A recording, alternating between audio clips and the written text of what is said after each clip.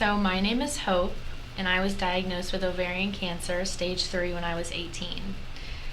When I was 18 years old, in the spring of my senior year of high school, I started having pretty bad abdominal pains and cramps, and I noticed that something was a little bit weird that I haven't experienced before.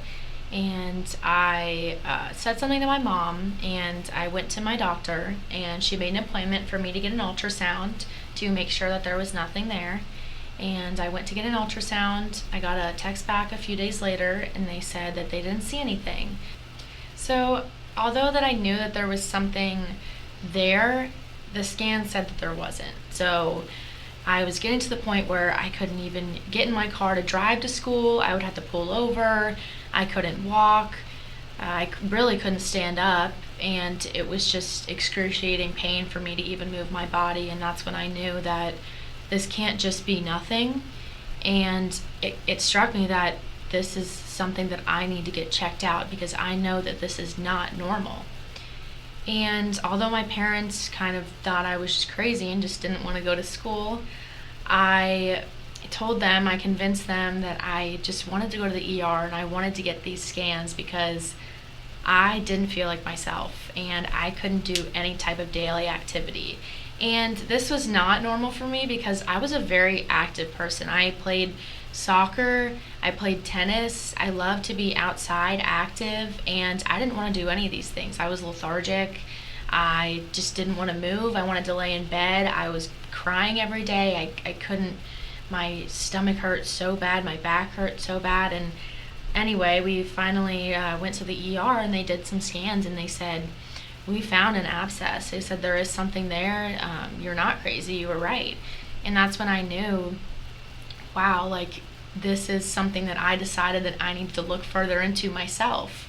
And even though everyone told me, Hope, you're okay, and they didn't find anything the first time, I said I would like to get it checked out again because I feel that they missed something.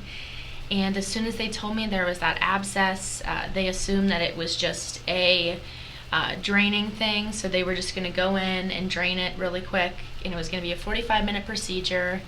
And I went in for that procedure, and I came out 12 hours later, and they said it wasn't just an abscess, it was malignant, and it was stage 3 ovarian cancer. And they said you're going to have to undergo chemotherapy, and they said you're going to have to be inpatient in the hospital, and they said you're not going to be able to go to school in the fall. And at this time, I had just decided that I was going to be going to UK, and they said it's not going to be happening this year. And although all my friends were leaving for school that year, I wasn't going to get that opportunity to. And I was pretty sad about that. And but there's not much you can do. I mean, unfortunately, I missed out on my senior prom, and I did get to walk at graduation, but I was in pretty bad pain. And I mean, it sucked. It was not a great time, and luckily I had a great support system with me. And when I woke up from the hospital, I had my entire family surrounding me, and I had my friends there, and I had my cousin was there. He was playing music. So I mean, I think that there's a bright side to everything, and I think that it made me feel better, knowing that everyone wasn't just sad about it, but it was more, we know Hope, she's going to get through this. She's strong and she can do it. And that's the kind of mindset that, I decided to have going through what I did. So my treatment was 2 weeks in and 1 week off. And I mean, it was difficult. It was a hard time. Chemo it's not good. It's not fun. It makes you feel horrible. And luckily I didn't have as horrible of an experience with it as a lot of people do. But I do know that the hardest part for me was sitting in that bed for the entire summer, looking out that hospital window, and just imagining all my friends that were on the outside, having the best time of their lives at college, starting their freshman year, and I wasn't experiencing that, and I didn't know if I ever would. And I think that that's something that really hit me the hardest, and especially not having them around once they left, it was My family has been an amazing support system, but, friends are important too, and I really didn't have that once they left. So I know a lot of people think this sounds insane, but the hardest part about what I went through for me personally was hair loss, losing my hair.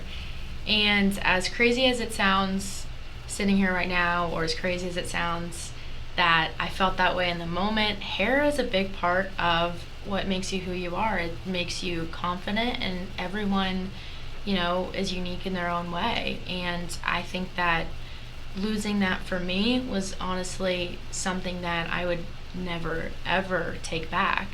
Waking up in the morning just surrounded by my hair, and it's a traumatizing thing to go through. It really is. At the age of 18, and I'd look in the mirror and I'm like, I just don't feel like myself. And I really don't know where it came from, but I just remember one day waking up and looking in the mirror and just being like, this is who I am. This is, if no one else likes the way that I look, that's okay, because I do. Hair is not, it doesn't define who you are. It doesn't make you feel any different. It's just something that's on your body, and it has nothing to do with what's on the inside. I think something that was really important to me to make this video, and just something that I stuck with after I went through what I did, was you are your own health advocate, and I don't think that I could express that enough. And I think that it's so important that, if someone tells you, oh, that, you're fine, and you feel internally that there's something wrong and that you need to get it checked out, it is completely up to you. And I think that you are your own healthcare advocate. You decide what is best for you. You decide, your body more than anyone else. And that is the most important concept that I have never ever forgotten, and I will always stick by, because if I would have spoke up sooner than I did, I wouldn't be in the situation that I was. And although I would never take back what I went through, because I've learned so much from it and I'm a completely different person, I know that I wouldn't have had to go through the traumatizing things that I did. It could have been a little bit better. It could have been substantially better. Just because if I were to have spoken up and said, I'm not crazy, there is something wrong, and I need someone to listen to me, and someone would have taken that time to, even a doctor, and I would have said, what, I want a second opinion, I would like another scan, things could have gone a different route. And I think another thing, I come from a very religious family, and I think that, at first it's like, you resent, I resented a lot religion, because I'm like, why me? Why am I being put through this horrible battle at such a young age, that when all I want to do is just be, outside with my friends, going to college, living a normal life. And it's like, now I look back at it and I'm like, you know what? I am stronger than I have ever been. I am more grateful, more thankful, more appreciative, closer with my family, and this has changed my life in a lot of ways, mostly for the positive, and it's definitely had a big impact on, the way I view things, the way I look, and I would say, I'm a lot more grateful standing here today for just being alive, and to realize that, you're gonna go through bumps in the road, and I just happened to hit a very big bump. But it really didn't set me back. It doesn't set me back today, and it made me, want to achieve more than I did previously, because life isn't promised, and there's a lot of stuff that I still want to do that I now have the motivation to do, because who knows if I'll be here tomorrow, if I'll be here 5 years from now. You just never know.